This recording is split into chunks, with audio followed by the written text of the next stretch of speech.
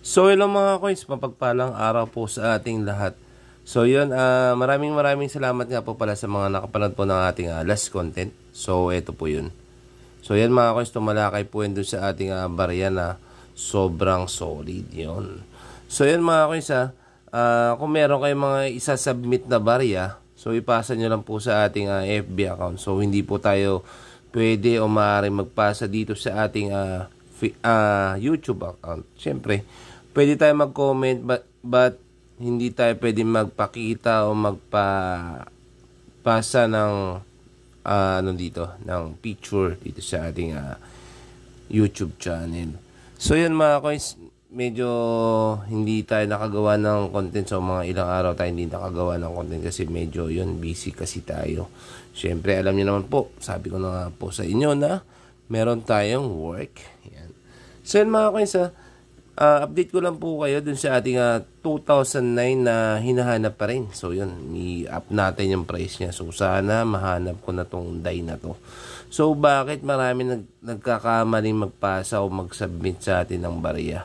So yun, i-up natin yung price nun. Then i-specify po natin kung paano ba o anong variant po ba yung aking hinahanap sa ating 5 piso. So para sa akin kasi medyo hard to find na talaga siya. Medyo mahirap na siyang mahanap. At the same time, struggle din po talaga.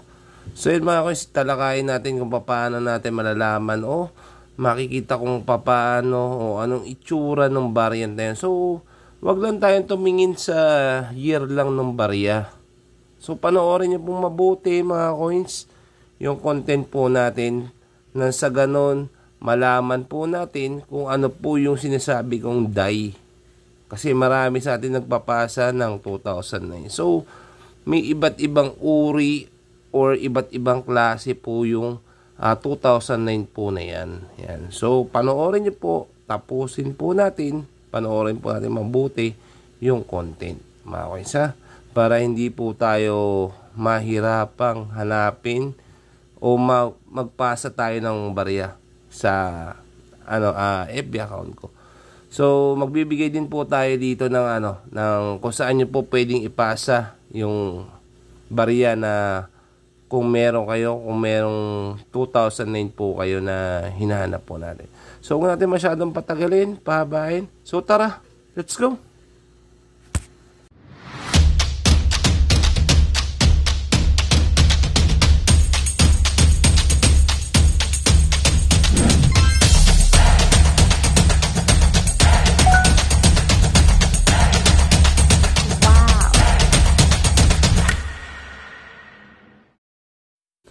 So hello mga coins, mapagpalang araw po ulit sa ating lahat. So yan mga coins nais ko lang pong ulitin natin kasi maraming nagpapasa sa atin ng coins na mali. So yun, ito po yung itsura mga coins ito, specify po natin. So unang-una, syempre po hinahanap po dun sa ating year is yun po, unang tignan po natin mga coins is yung 2009. Yan. So yan talaga yung pinakamahalaga sa lahat, yung pinaka-year nung barya. So panoorin po natin mabuti mga coins para nasa ganun po hindi po tayo magkamali ng isasubmit na barya. So sa mga bago, mas marami po kasi na hindi natin subscriber ang nakakapanood po ng content. So yun, ituro na rin po natin at least pag interesado po sila mag-hunt. So yun, matulungan din po natin sila. So unang part mga guys, kailangan ang pinaka-importante is dapat meron, ito po ang tingnan natin is yung pinaka-year po nung coin. Kasi yun naman po talaga yung mahalaga. So pangalawang part, ito po yung tinatawag nilang obverse part o yung harap ng barya. Yan. So yung tinatawag po nilang reverse is yung pinaka-likod. Yan. So ito po yung katangian mga guys. So kung medyo confused kayo, ibalik nyo lang po yung video natin. So, para medyo, yun, aware tayo. So, unang-unang part, ito po yung tinatawag nilang script. Yan, yung mga details po na yan, yan po yung tinatawag nilang script ng barya. Yan.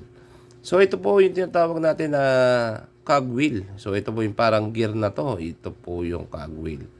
So, yan. Yung unang part, ito po yung tinatawag nilang, yan, Daiwan po ito, ha. Daiwan. Ganito po ang itsura o texture po ng Daiwan. So, unang-una natin makikita kay Daiwan is, yan, yung pinaka 1993 niya, dikit-dikit po siya mga coins. So, pangalawang part niya, ito po, yung pinaka cogwheel po niya. May mga teeth po yan mga coins. Tingnan nyo lang po mabuti. Medyo maliliit pa po yung mga teeth nung pinaka cogwheel. So, pangalawang part, so, lagi kayong titingin dito, unang-una sa araw niya.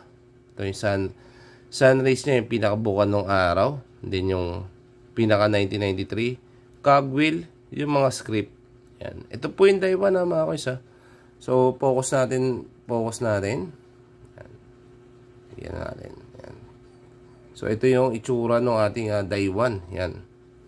So, yan ha. Medyo familiarize kayo para at least alam nyo kung ano yung itsura ng Daiwan. So, yun. Pag sinabing, uy, Daiwan to. Yan. So, marami tayong mapupulot dito sa ating content. Yan. 2009. Yan. So, unang part, ito po ha. Ito po yung Daiwan natin. So, ito po yung ating Dai 2 na tinatawag. So, yun. Una, obverse part. Tama. Correct. Ito po. 2009. Ito po yung obverse part. So, ito po yung reverse part. Ito po yung reverse 2 o R2 kung tawagin.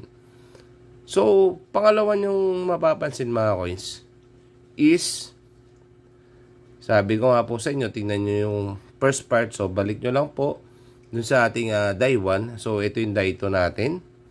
Yan. Kung mapapansin nyo, yung Dai 1 natin is hiwa-hiwalay po yung kanyang 99.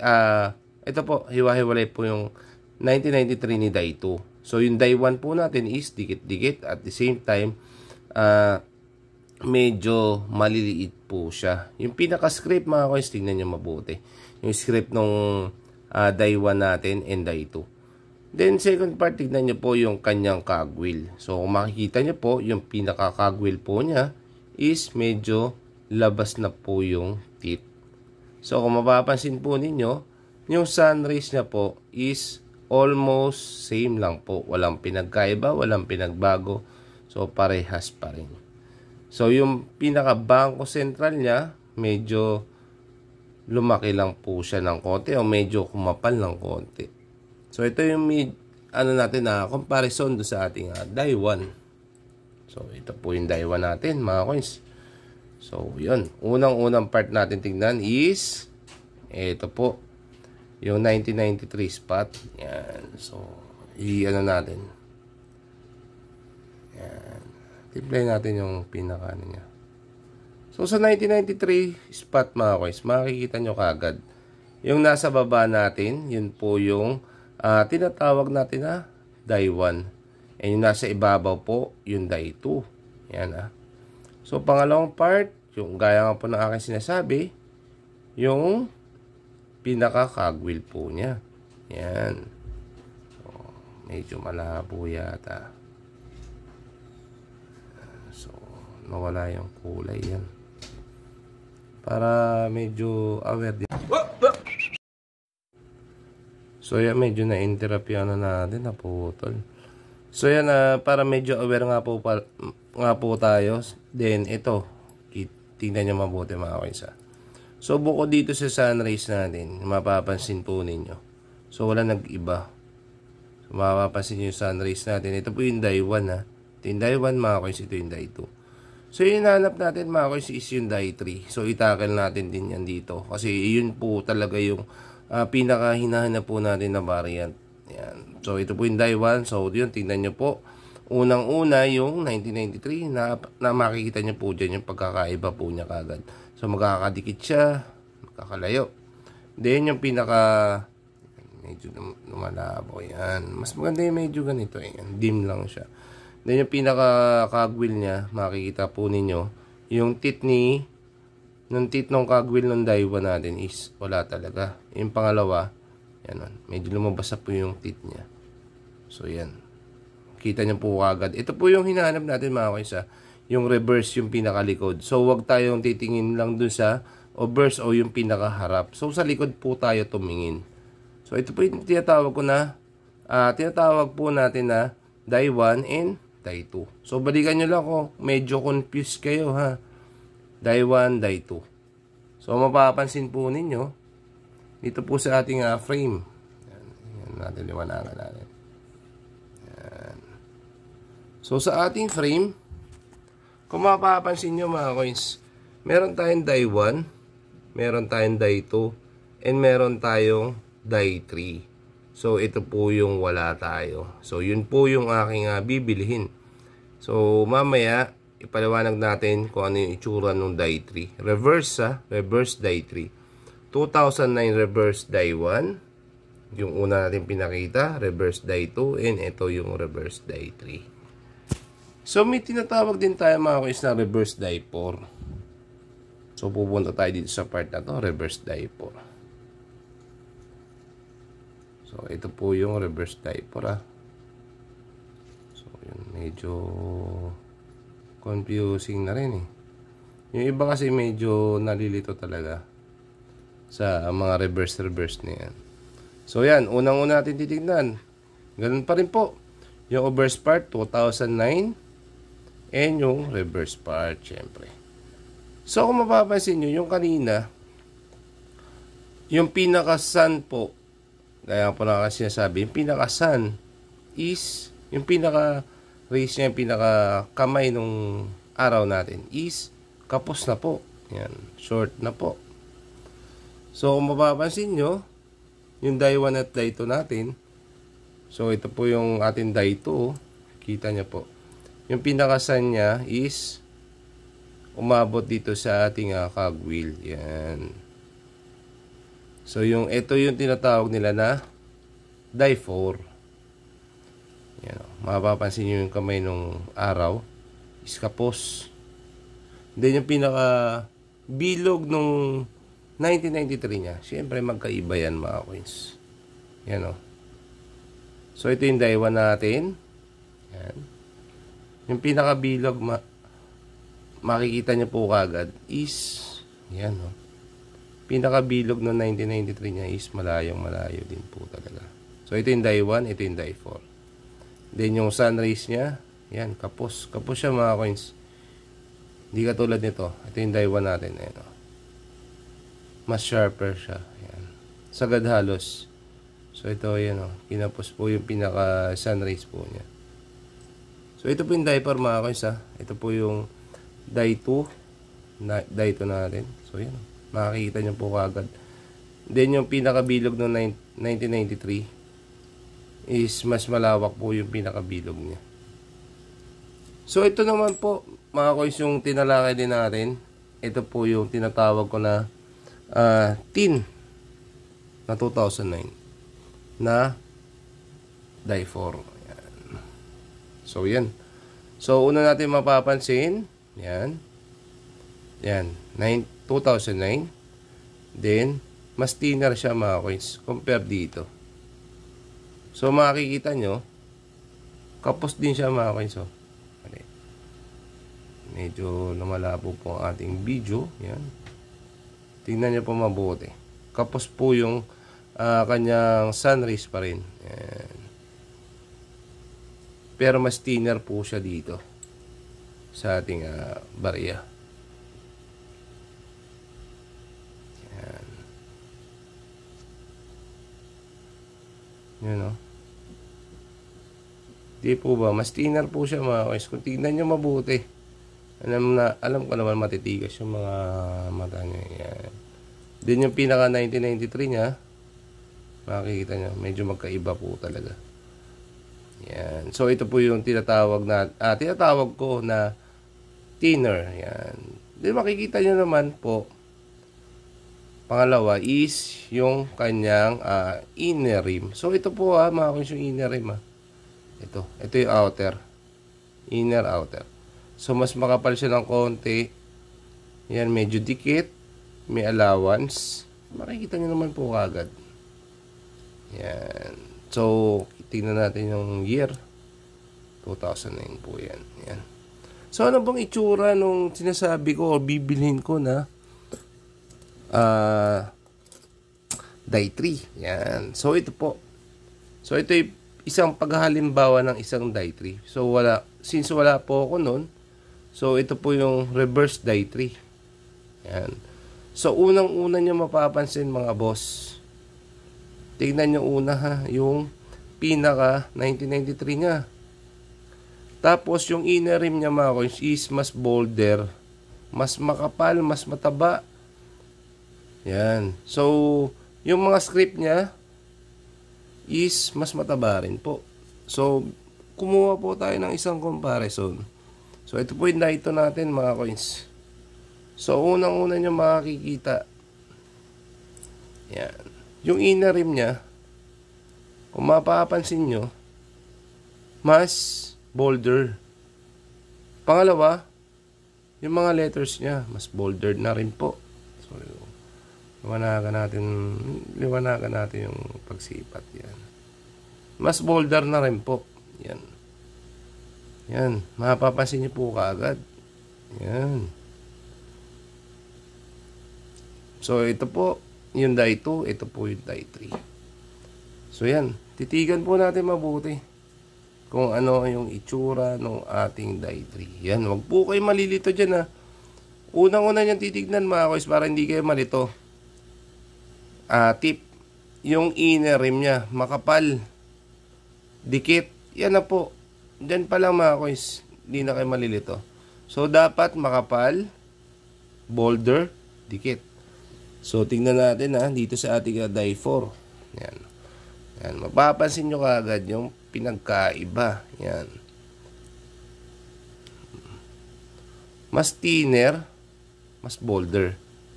Then yung pinakakagwil niya halos tignan nyo naman. Yan.